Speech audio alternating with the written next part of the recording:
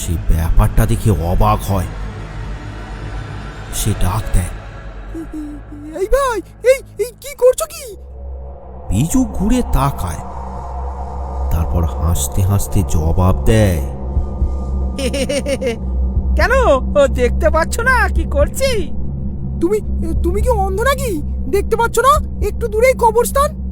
আরে কবরস্থান তো সামনে, এটা তো আর কবরস্থান না। আমি প্রতিদিন এখানেই হালকা হই।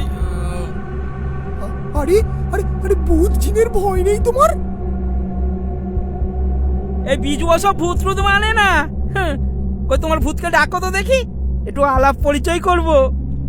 হ্যাঁ, এ বলে কি? রাম রাম রাম রাম রাম রাম রাম রাম রাম রাম। যত সব ভিতুর দল। প্রতিদিনের মতো আজও ফল বিক্রি করে ফিরছে বিজু। গ্রামে গ্রামে ফল বিক্রি করতে করতে প্রতিদিনই তার রাত হয়ে যায়। তবে তার বুকে ভয় ডর নেই। না হলে যে রাস্তা দিয়ে গ্রামের লোকেরা একা আসতে ভয় পায়, এই রাতে বিজু সে রাস্তা দিয়েই আপন মনে গান গাইতে গাইতে চলেছে।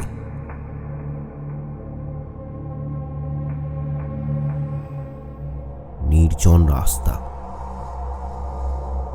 রাস্তার পাশের গাছগুলো চুপচাপ দাঁড়িয়ে যেন বিজুর সাহসিকতা অবাক হয়ে দেখছে। ঝোপঝাড়ের ফাঁক দিয়ে দেখা যাচ্ছে শিয়ালের জলজলে চোখ। তাদের ডাক যেন বুঝিয়ে দিচ্ছে রাত হয়েছে, এই পথ দিয়ে এখন আর কেউ এসো না।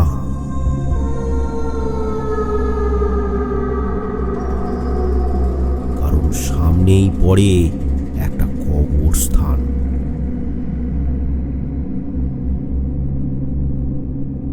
এই কবরস্থান নিয়ে গ্রামের অনেকেরই নানান সব ভৌতিক অভিজ্ঞতা হয়েছে, তাই এই পথের এতটা বদনাম।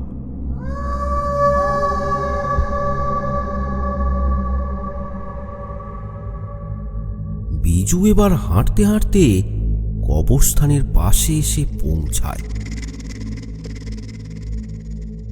চারপাশটা কেমন যেন থমথমে, ভৌতিক এক উত্তেজনা এখানকার বাতাসে মিশে আছে। বিজু প্রতিদিনের মতো সেখানে দাঁড়ায়, তারপর মাথা থেকে ফলের ঝুড়িটা রাস্তায় নামিয়ে রাখে। তারপর এগিয়ে যায় একটা ঝোপের দিকে। কবরখানার দিকে মুখ করে প্রস্রাব করতে থাকে সে।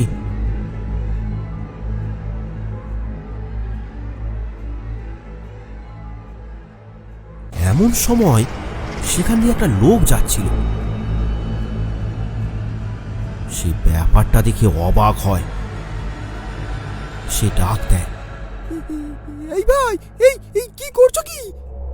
বিজু ঘুরে তাকায়, তারপর হাসতে হাসতে জবাব দেয়,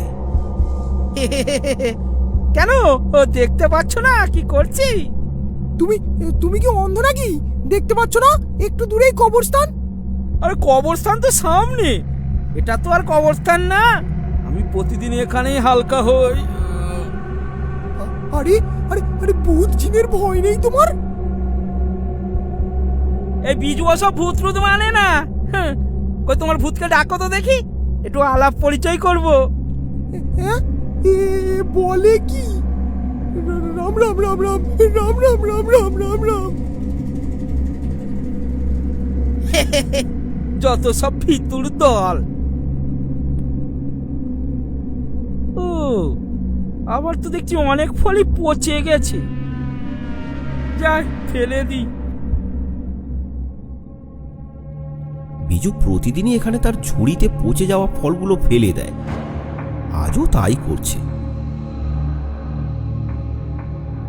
তারপর আবার তার ঝুড়ি মাথায় তুলে রওনা দেয় বাড়ির উদ্দেশ্যে।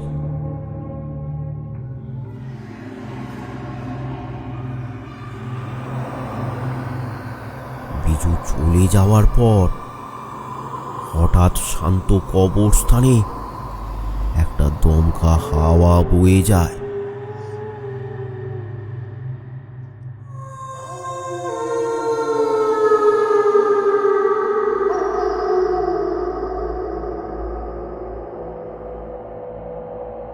বিজু হাঁটতে হাঁটতে পৌঁছায় পাড়ার চা দোকানে। সেখানে তখন গল্প রীতিমতো জমে উঠেছে।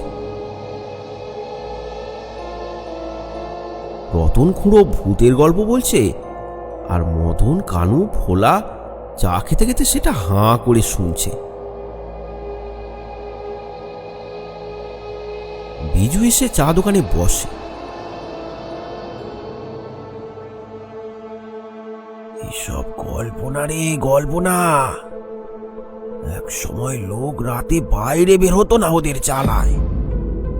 রাতে এর ওর নাম ধরে ডাকতো, আর যেই ঘর থেকে বেরোতো শেষ হয়ে যেত। তুমি ভূত দেখেছো খুড়ো? না না না না, এসব আমাদের দাদুর আমলের ঘটনা।